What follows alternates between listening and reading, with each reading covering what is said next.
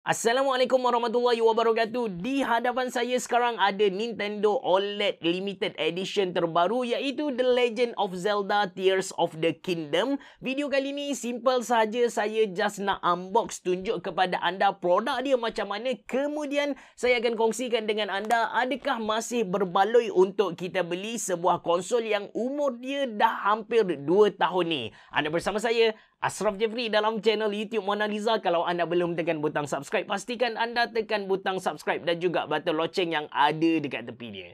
Jom!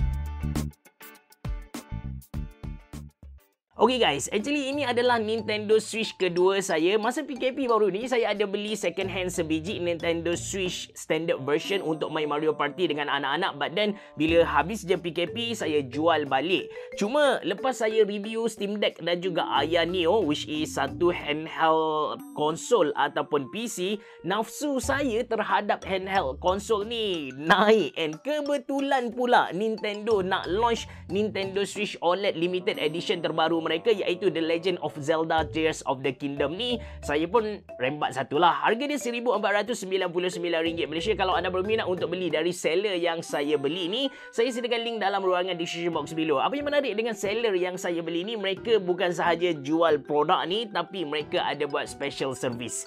Yang faham tu, fahamlah. Okey, ini packaging Nintendo Switch OLED The Legend of Zelda Tears of the Kingdom. Dia punya packaging tu memang kita kata Nintendo punya packaging lah. Dia punya signature dengan gambar game yang ada dekat dalam tu, nanti dia terjemahkan dekat sini. Packaging dia sangat menarik. Dia ada tulis apa yang ada dekat dalam dia. Di belakang dia tunjuk apa yang kita akan dapat. First kali kita akan dapat Joy-Con. Controller untuk Nintendo Switch ni kita panggil dia sebagai Joy-Con. Lepas tu dia punya Nintendo Switch tu ada stand dekat bahagian belakang. Ini ialah dia punya docking. Lepas tu di bahagian docking dia dan di bahagian dia punya Joy-Con. Kita unbox, kita tengok apa yang kita akan dapat guys. Okay, first kali kita akan dapat Nintendo Switch tu sendiri. Cabut dari plastik. Lepas tu ini adalah paperwork. Kita letak di tepi je. Paperwork tak penting sangat. Ini adalah Joy-Con dia. Okay, ada 2 biji Joy-Con kiri dan juga kanan di bahagian bawah. Okay, first kali kita ada docking. Ini adalah docking dia. Kejap lagi baru kita go through secara detail. Lepas tu ada strap, ada 2 strap untuk dia punya Joy-Con tadi. Lepas tu ada dia punya, oh ini adalah charger Ini adalah charger. Lepas tu ada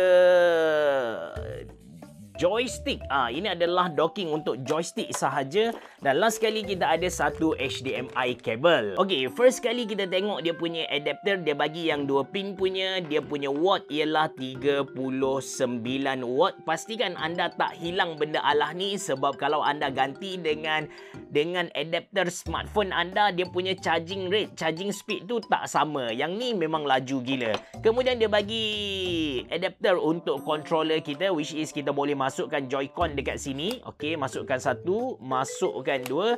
So kita boleh main macam joystick biasa. Maybe anda nak main FIFA ke, anda nakkan satu joystick yang lebih ergonomi, ada penyandar dekat bahagian belakang, pegang dengan lebih best. So anda boleh masukkan dekat joystick docking dia ni. But to be honest dengan anda, feeling pegang dia dari segi build quality tak menarik sangatlah. Nampak sangat. Actually saya ada tengok jugalah limited edition yang dikeluarkan sebelum ni, macam Scarlet version, macam Splatoon 3. Basically Nintendo tak ada bagi apa-apa effort dekat dia punya pemegang dia punya controller holder ni lah. Alright, kita cabut sebentar kita punya Joy-Con. Kemudian kita tengok dia punya strap. Dia punya bahagian atas ni warna putih dan dia punya tali strap ni berwarna gold. Jadi kita pasang sahaja, just masukkan, slide in macam tu. Ini untuk belah kanan dan manakala ini pula untuk belah kiri Untuk belah kiri. In case anda tertanya-tanya kenapa ada strap ni, basically untuk kita main game macam Mario Party yang perlukan pergerakan. Bila kita main bowling sebagai contoh kan, kita gerakkan tangan macam tu, tak adalah benda ni tercampak kena dekat kita punya TV ataupun dekat kita punya monitor sampai pecah. So untuk safety lah, basically untuk safety. Tak nak guna pun tak ada masalah, tak ada orang paksa pun sebenarnya. Alright, kita tengok benda yang kita kata core jugalah untuk limited edition, yang mana dekat benda Allah ni nampak dia punya true identity, iaitu dia punya docking station. Ini memang menarik gila. Tengok di bahagian belakang dia guys, ada printed Zelda punya simbol-simbol tu sangat cantik, warna gold dengan warna putih dia punya background. Dekat tengah ni ada logo ataupun mungkin emblem ataupun simbol untuk game Zelda yang terbaru ni, Tears of the Kingdom. To be honest dengan anda, saya tak pernah main game Zelda, even yang sebelum ni yang dikatakan the best game untuk Nintendo Switch, saya tak sentuh lagi game tu.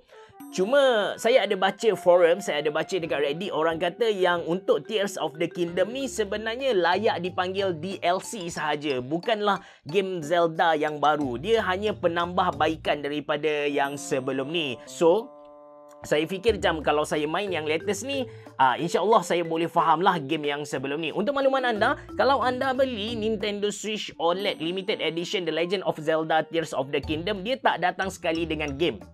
So yang tu anda kena beli asing.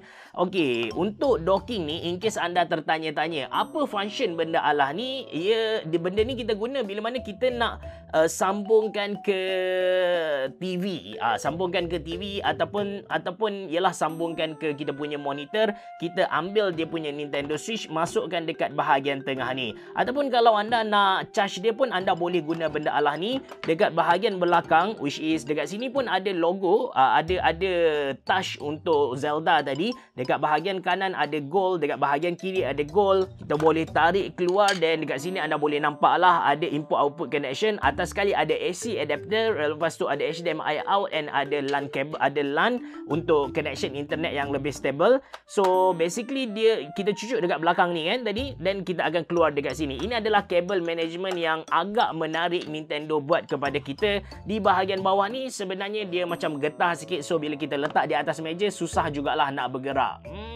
Tak adalah susah sangat macam speaker, but at least ada gaseran yang berlaku. Okey, kita cucuk masuk kita punya Nintendo Switch tu dekat sini guys. Cucuk, dan dia akan connect lah dekat kita punya monitor. Kalau anda tak nak guna dekat monitor pun tak ada masalah. Anda boleh je guna dia sebagai docking station ataupun charging station lah.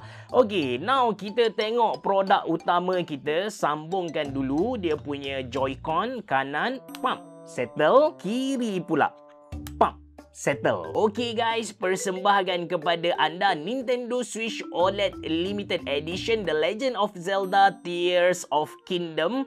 So apa yang menarik dekat model yang baru ni, bukan model baru lah, Limited Edition ni, ialah dia punya design Joy-Con kanan dan kiri. Dekat belah kanan ni macam anda boleh tengok lah, dia ada macam touch, dia macam ada printed simbol ataupun corak-corak yang banyak dalam game tu nanti. Kemudian belah kiri ni ada warna hijau, yang mana seperti anda tahu karakter utama dia iaitu Link, bukan Zelda. Link tu dia punya baju warna hijau dan ada strap-strap yang berwarna gold. Masuklah dengan warna ni. Saya sangat suka di bahagian hadapan dia. Cuma saya sedikit kecewa bila tengok di bahagian belakang. Alright, di belakang Joy-Con ni warna putih. Di belakang Nintendo Switch warna hitam. Walaupun dekat dia punya Nintendo Switch ni sebenarnya ada corak tau. Saya tak pasti anda boleh nampak ke tak. Ada corak bulatan-bulatan yang kita kata sama dengan belah Joy-Con belah kanan tadi. Sangat cantik, dan dia ada texture. Kita sentuh tu memang dapat rasa bulatan-bulatan tu, which is macam saya bagi tahu,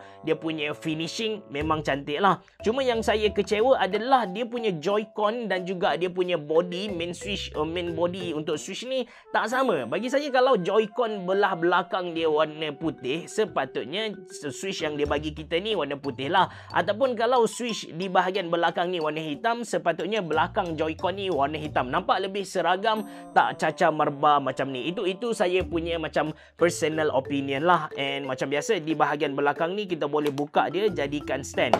Beza antara Switch baru dengan Switch sebelum ni ialah dia punya stand ni dari aluminium, dari besi dan lebih kukuh. Alright, dari segi anatomi Switch tu sendiri, okey, saya tunjuk kepada anda. Di bahagian atas ada game card dia ataupun kita panggil sebagai cartridge. Kalau kita beli game, kita masukkan dekat sini. Lepas tu ini adalah exhaust fan untuk udara panas keluar. Lepas tu ada volume rocker, ada power button. Lepas tu di bahagian bawah ada micro USB port. Dari segi sound untuk Nintendo Switch ni, bagi saya dia antara handheld konsol yang mempunyai speaker yang sangat best kita guna. Of course dari segi screen pun dia punya screen sangat-sangat cantik sebab dia pakai OLED kalau nak dibandingkan dengan Nintendo Switch sebelum ni ataupun even Steam Deck. Okey, menjawab kepada persoalan adakah masih berbaloi untuk beli Nintendo Switch OLED yang sudah hampir 2 tahun ataupun kalau lebih tepat setahun 6 bulan ni, saya sendiri yang tak ada knowledge tentang Nintendo Switch ataupun Nintendo punya produk tu sendiri memang confused gila.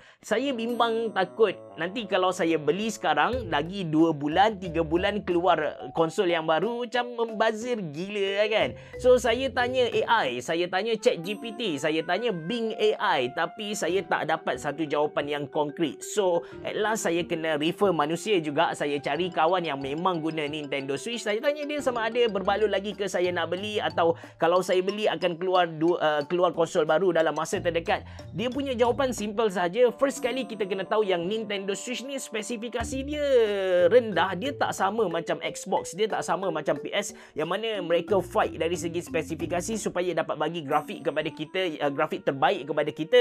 Tapi untuk Nintendo Switch ni kalau anda pergi ke website dia pun dia tak ada tulis pun spesifikasi dia secara detail. Semua game yang diberikan dekat Nintendo Switch ni biasanya dah dioptimize supaya kita dapat grafik yang cantik dan juga gameplay yang smooth. So dalam masa terdekat kawan saya kata mungkin tak ada. Cuma kalau kita tengok video dari Linus Tech Tips ataupun Austin, mereka ada dapat satu Nintendo Wii Developer Kit.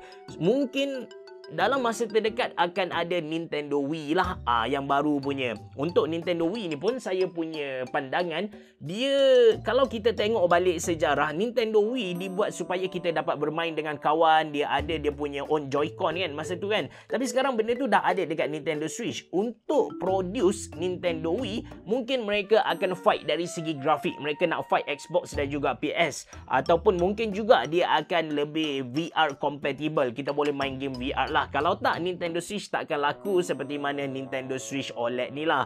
Jadi menjawab kepada persoalan tadi, adakah berbaloi untuk beli Nintendo Switch pada Mei 2023? Bagi saya masih lagi berbaloi. And incoming saya akan buat video sebulan ataupun seminggu lepas guna Nintendo Switch ni, saya punya pendapat peribadi macam mana. Itu saja untuk video kali ni. Kalau anda berminat untuk beli Nintendo Switch OLED Limited Edition The Legend of Zelda Tears of Kingdom Plus dengan special service, anda boleh klik link yang saya sediakan dalam ruangan description box below. Terima kasih kerana menonton. Assalamualaikum warahmatullahi wabarakatuh. Bereboh. Jumpa lagi.